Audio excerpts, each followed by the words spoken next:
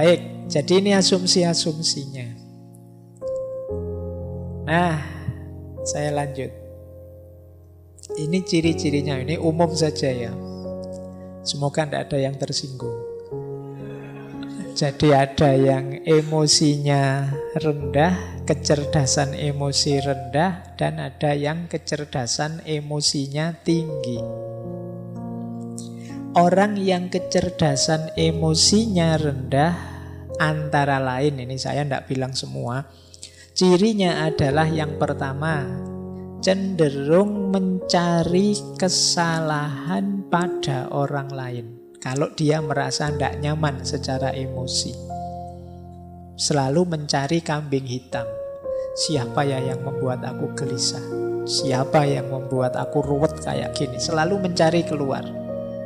Nah, ini ciri-ciri emosinya rendah. Paling tidak dia membiarkan dirinya disulitkan, direpotkan, digelisahkan oleh orang lain.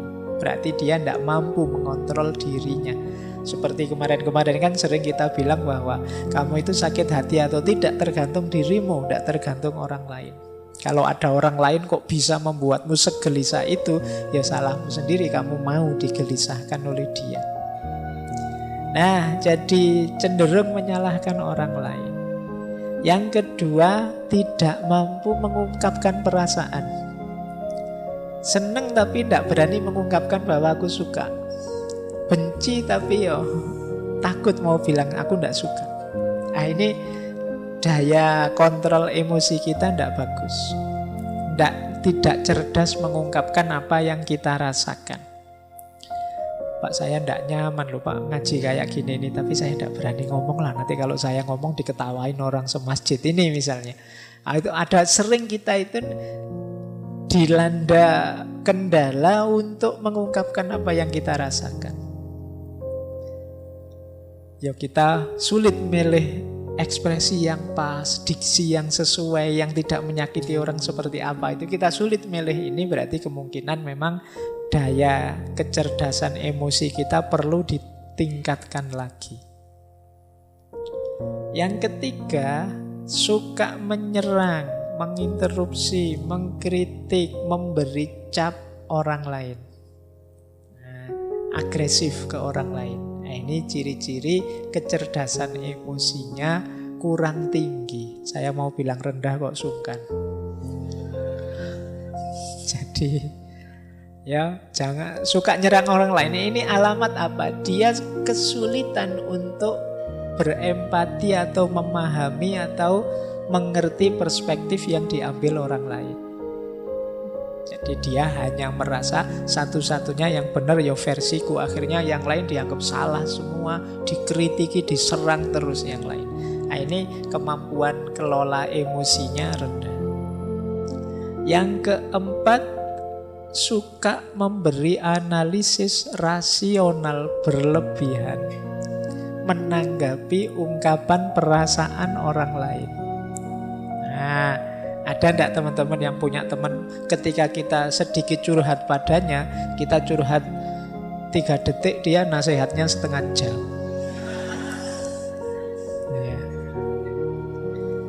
Aku itu loh kok perasaanku tidak nyaman ya. Wah, terus kita nasihati, ya hidup itu memang begitu, ada teori ini ada. Iya. Jadi itu sebenarnya ya termasuk ciri-ciri belum matang emosinya. Masih ingin mendominasi, masih ingin menguasai, masih ingin orang lain harus ikut dia. Nah, terlalu banyak ingin ngontrol. Berarti dia ingin memposisikan diri lebih tinggi dari temannya, dari sahabatnya. Nah, termasuk ciri emosi yang rendah adalah sering bohong tentang perasaannya atau emotional dishonesty. Ini sama seperti tadi. Kalau tadi tidak mampu mengungkapkan, kalau ini bohong. Mungkin demi citra, mungkin demi orang lain senang, mungkin demi macam-macam. Tapi intinya dia bohong. Padahal itu merugikan dirinya, bisa juga merugikan orang lain. Karena orang lain jadi sulit memposisikan diri di hadapan kita. suka enggak kamu kalau saya gayanya begini? Sebenarnya enggak suka, tapi bilang, wah suka sekali saya Pak. Meskipun nanti kalau saya enggak ada, diam-diam, itu loh Pak Faiz ngomong apa sejak tadi misalnya. Nah, ini namanya emotional dishonesty. Jadi ketidakjujuran emosional. Ini kalau orang-orang dekat kita, kalau kita tahu mereka enggak jujur kan menyakitkan. Jadi tidak hanya merugikan diri sendiri, tapi merugikan orang lain juga. Karena kita jadi sulit memposisikan diri di hadapan dia, wong dia tidak jujur. Jadi seneng tapi bilangnya benci, benci tapi bilangnya seneng, itu kan merepotkan. Jadi ya mbok kalau seneng bilang saja seneng, meskipun saya seneng sih, tapi ya kamu tidak usah terbebani lah, wong cuma saya saja kok, kan tidak masalah. Yang penting kamu jujur. Nah, biasanya juga orang yang emotional quotientnya rendah itu adalah pendengar yang jelek. Tidak betah dia mendengarkan, suka interupsi, suka debat.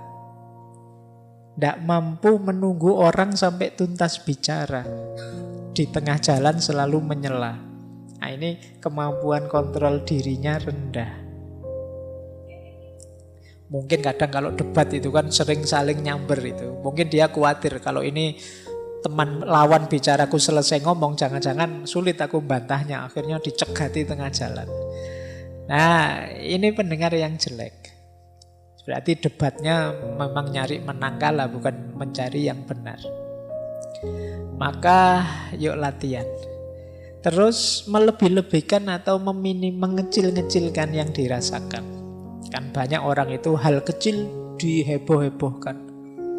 Perasaannya sendiri yang biasa saja sebenarnya itu urusan sepele, tapi seolah-olah wah, sekedar misalnya, wah aku kok enggak kebagian minum ya, wah jangan-jangan takmirnya sentimen saya. Jangan-jangan dibesar-besarkan. Ini mungkin dia khawatir tersaingi oleh aku, mungkin dia mikirnya enggak karu-karuan, melebih-lebihkan.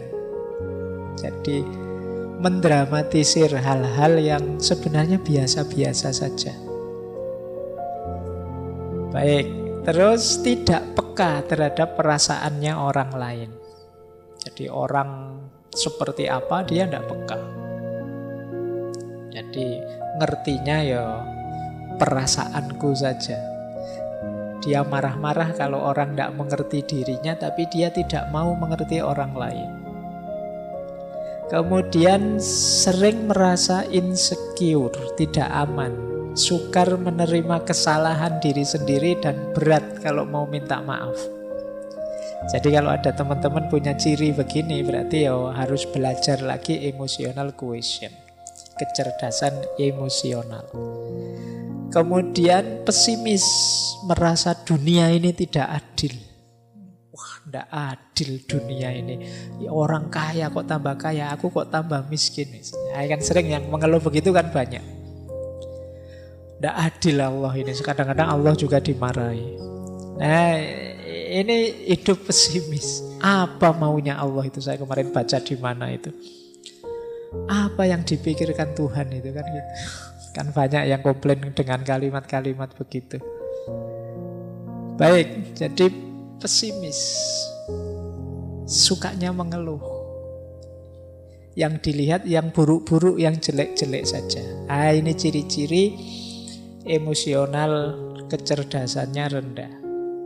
Kemudian kaku, tidak luwes. Jadi sulit beradaptasi terhadap perubahan-perubahan dalam hidup.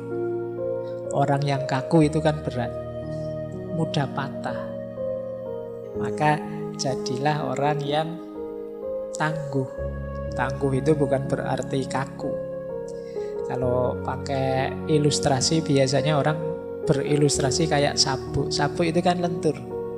Jadi kadang-kadang dipakai di gigi satu ya bisa, di gigi dua bisa. Kalau kita sedang kerempeng ya masih bisa pakai yang gigi paling awal. Nanti kalau sudah agak makmur bisa.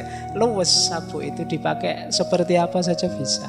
Karena apa? Dia lentur. Beda dengan yang kaku, tombak misalnya. Itu kan tidak bisa dilipat, tidak bisa ditekuk. Kalian bawa tombak naik motor, ya malang-malang tidak karu-karuan.